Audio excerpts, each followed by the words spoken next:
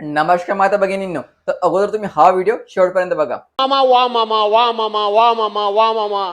कधी तुम्ही लाडके भाऊ होता? भाऊबीज घालू म्हणजे पदरात पाडून घेता का भाऊबीज देता याचा पत्ता लागत नाही. त्या 1500 रुपयाकरता 2,53,00,000 महिलांना 1500 रुपये दिलेत.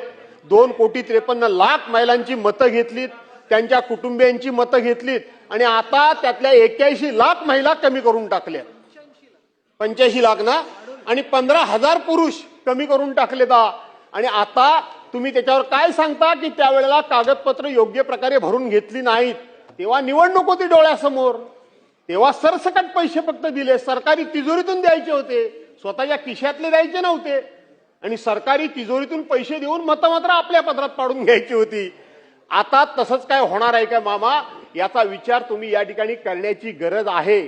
त्यामुळं रामायणातली, महाभारतातली, पूर्वीची कुठली तरी उदाहरणं देऊन महिलांचा उदो करून महिलांच्या पदरामध्ये काही पडणार नाही.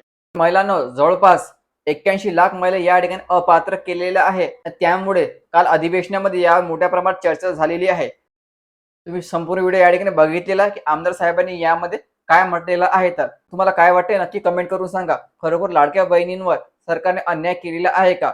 81,00,000 महिला एवढ्या मोठ्या प्रमाणात अपात्र केलेले आहेत. तर खूप महत्वाचा, जास्तीत जास्त महिलांपर्यंत हा व्हिडिओ शेअर करा आणि चॅनलला सबस्क्राईब करायला विसरू नका. धन्यवाद.